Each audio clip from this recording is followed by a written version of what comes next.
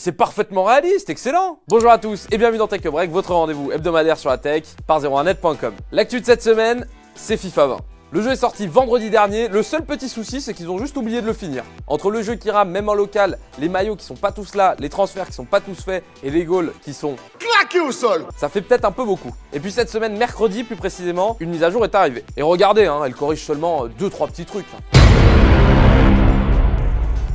Alors oui, cette mise à jour, elle règle beaucoup de problèmes, mais il y en avait tellement que tout n'est pas réglé, notamment en mode carrière. Et les joueurs étaient tellement saoulés de FIFA 20 que sur un site qui s'appelle Metacritic, où vous pouvez donner votre avis sur plein de trucs, le jeu a eu 1,2. Alors évidemment que ça reste indicatif, mais à côté de ça, PES 2020 a eu 8,6. C'est pas la même ambiance. Notre question de la semaine porte sur FIFA 20, l'avez-vous acheté? Oui, non. Qu'en pensez-vous? Pensez-vous aussi que PES va pouvoir détrôner FIFA dans quelques années? Justifiez vos réponses dans les commentaires, on lit tout, et la semaine prochaine on en sélectionnera 2. Pour finir, on s'est dit qu'on allait vous faire une petite sélection des meilleurs bugs qu'on ait trouvés.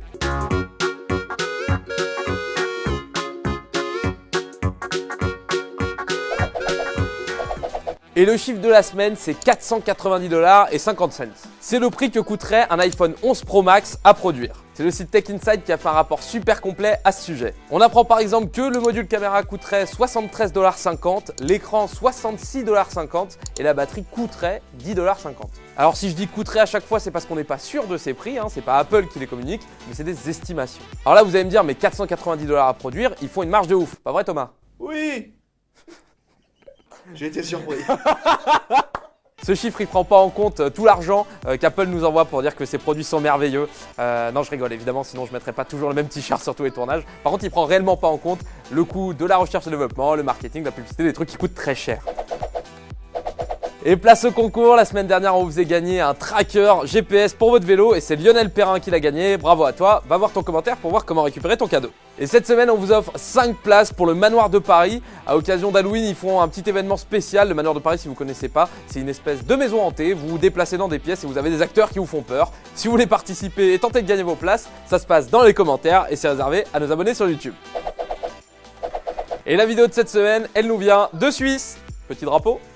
Voilà. C'est les chercheurs de l'école polytechnique fédérale de Lausanne qui ont fait quelque chose d'assez incroyable.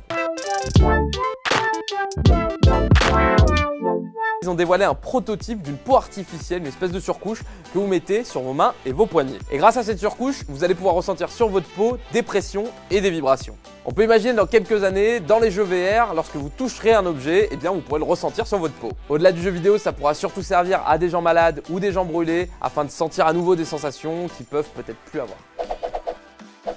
Et la semaine dernière, on vous demandait ce que vous pensiez du Xiaomi Mi Mix Alpha et vous nous avez répondu. Taroa689 nous dit qu'il a un look sympa mais que le prix le calme direct et qu'il est surtout curieux de voir quel type de protection pourrait équiper le produit. Et pour Bruno, ce smartphone, il n'en voit pas vraiment l'intérêt, il se demande qui Xiaomi vise avec ce produit et il trouve ça un peu cher. On rappelle que ça coûtait 2500€. C'est la fin de cet épisode de Tech Break, merci à tous de l'avoir suivi. Comme d'habitude, si ça vous a plu, gros pouce bleu, vous laissez vos commentaires sur ce qui s'est passé dans l'épisode, donnez vos avis, c'est toujours hyper intéressant de vous lire et on lit absolument tout. Et moi je vous donne rendez-vous ici la semaine prochaine, 18h.